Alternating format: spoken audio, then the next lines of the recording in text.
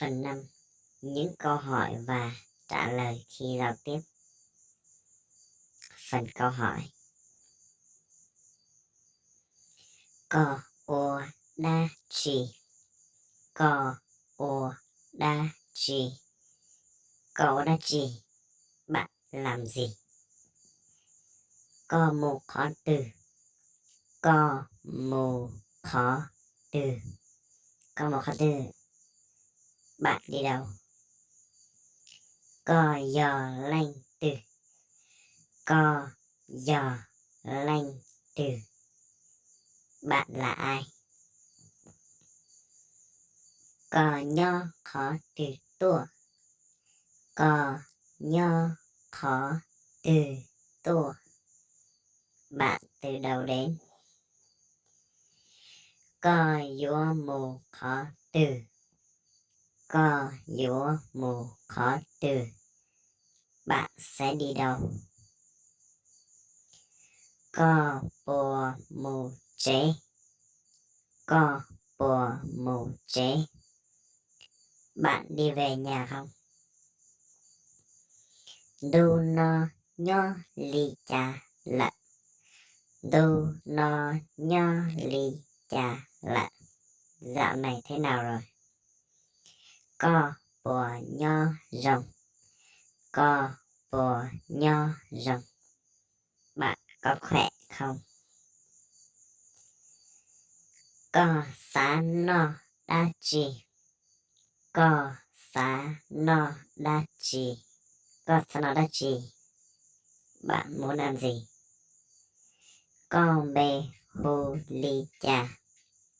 Có bê hù li cha. Bạn tên gì? Có bê chơi sông lợn. Có bê chơi sông lợn. Có bê chơi sông lợn. Bạn bao nhiêu tuổi? Có hai đa chi. Có hai đa chi. Có hai đa chi. Bạn nói gì? Đa chi. Đa chi. Cái gì? Do ô cha. Do ô cha. Do cha. Làm sao vậy? Bố ô cha. Bố ô cha. Bố cha. Có sao không? Bố giờ mà. Bố giờ mà. Bố giờ mà. Có phải không?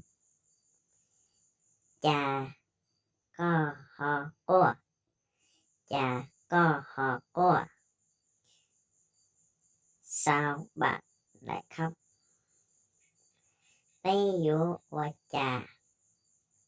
Tây dụ ô cha. Tây ô cha. Chúng ta phải làm sao? Bây giờ. Bây giờ. Bây giờ. Bao nhiêu vậy? Có bộ tàu nó mò. Có bộ tàu nó mò. Bạn ăn cơm chưa? Có bộ tàu đà đê. Có bộ tàu đà đê. Bạn tắm chưa? Bây trời tánh lợn. Bây trời tánh là si. Bây trời si lợn. Bây trời tánh lợn. Bây trời có nghĩa là bao nhiêu. Bây trời si là bây trời tánh. Có bộ nhẹ. Có bộ nhẹ. Bạn thích không? Có bộ dúa. Có bộ dúa. Có bộ dúa. Bạn lấy không? Có bộ rong xia. Có bộ rong xia. Có bộ rong xia. Bạn có vui không? Có bộ lưu cú. Có bộ lưu của bạn, tức là người bên kia của mình, thì mình gọi là bạn, hoặc anh hoặc em, thì mình gọi là bạn có yêu mình không, hay là anh có yêu anh không, hay là em có yêu anh không, thì mình dùng một từ ở trong tiếng Mông. Co bùa lu cú.